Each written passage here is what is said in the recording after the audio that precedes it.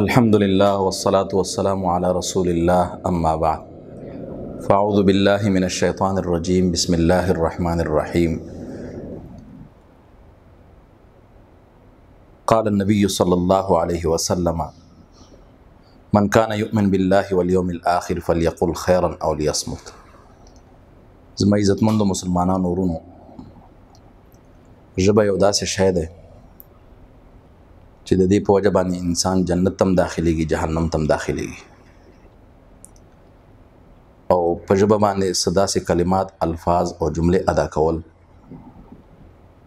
چې هغه د نجات ذریعہ هم جوړېدی شي او د بربادۍ ذریعہ هم جوړېدی شي.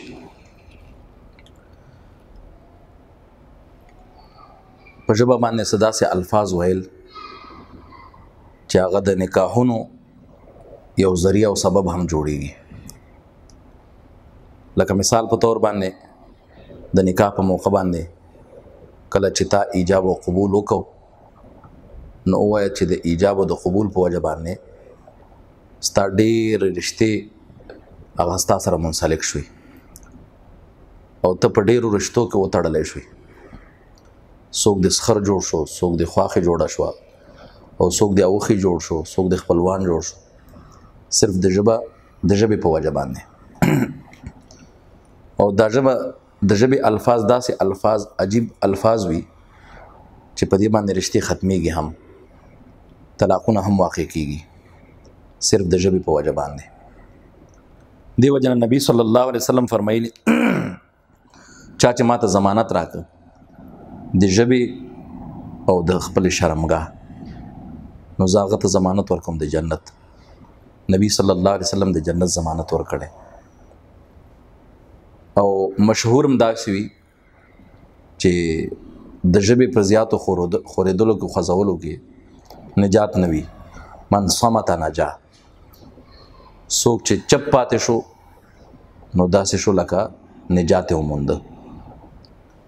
د عربو یو مشهور کهاوت د من کسره لغته کسره غلطه. د چا چې خبرې ډېرې شي د هغوی به غلطیانې ډېرېږي. د ژبې د الفاظو په ادا کولو سره انسان عقیده بربادیږي، هم د انسان عقیده جوړیږي هم. نبی صلی الله علیه وسلم سفر کې و، د شپې باران وشو. وی فرمایل چې څه کسان داسې دي چې هغه به د باران په وجه باندې مسلمان کیږي، او څه کسان داسې وي چې هغه به د باران په وجه کافر کیږي. چا چې د دې باران نسبت وکړو ستورو ته او غیر الله ته، نو هغه په الله باندې کافر شو.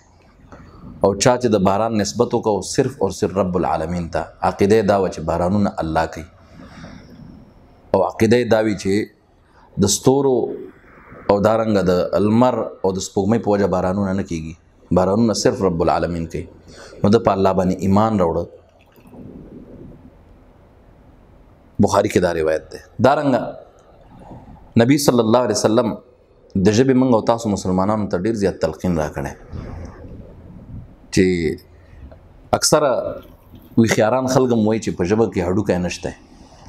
کم طرف ته چې اړی خوځی هغې طرف ته اړولی کېږي او خوځېږي. نو په دې وجه باندې د ژبې خاص خیال ساتل پکار وي. هر مسلمان ته پکار دي چې په دې باندې کنټرول وکړي. نبی صلی الله علیه وسلم په زمانه کې یو واده کې ماشومانو سره اشعار ویلې. په اشعارو کې دا خبره وکړله چې په منګه کې هغه پیغمبر موجود دی چې د سبا خبرې هم ورته معلومې دي. نبی صلی الله علیه وسلم فرمایل چې دا خبرې پرېږدئ، د سبا خبرې صرف او صرف هغه الله رب العالمین په هغې خبر دی. نو تاسو اندازه وکوئ د ژبه په وجه باندې د انسان عقیده هم بربادیږي. یهودو به نبی صلی الله علیه وسلم ته ژبه معمولی غوندې کږه کړله او رعینا به ورته ویلې. نو الله تبارک وتعالی دا لفظ بند کو، منع کو. وی فرمایل چې وقولوا انظرنا. د رعینا په لفظ باندې الله پابندي ولګوله. د څه د وجه نه؟ د معمولی ژبې خوځولو د وجه نه چې هغوی غلط مقصد په استعمالو. نو په دې وجه باندې زما عزتمندو مسلمانانو ورونو خویندو، موږ او تاسو هر مسلمان ته پکار دي چې خپل ژبه د الله په ذکر باندې لنده وساتي، د رسول الله صلی الله علیه وسلم په درود باندې ژبه لوندوي. او همیشه دا ژبه چې خوريږي د الله تبارک وتعالى قرآن تلاوتونه ور باندې کیږي او دارنګه په دې باندې اذکار کیږي، پر رسول الله صلی الله علیه وسلم باندې درود لګل کیږي او سبحان الله الحمدلله الله اکبر لا اله الا الله د ژبې په وجه باندې نبی صلی الله علیه وسلم فرمایل چې د ژبې په وجه باندې انسان اخلاقت ته رسیږي. یو صحابي فرمایل یا رسول الله صلی الله علیه وسلم آیا الله به موږ د ژبې په وجه باندې ونیسي؟ نبی رسول الله والسلام ورته فرمایل چې پتا دې مور بوره شي اے معاذ، الله تبارک وتعالى د ژبې په وجه باندې انسانان جهنم ته الټه خطا کوي. ستاسو خیال چې د ژبې په وینا باندې مؤاخذه نشته، نیول نشته. الله تبارک وتعالى دې زمونږ او تاسو د ژبو اصلاح وکړي او الله تبارک وتعالى دې زمونږ او تاسو ژبې په اذکارو باندې لندې وساتي. واخر دعوانا ان الحمد لله رب العالمين.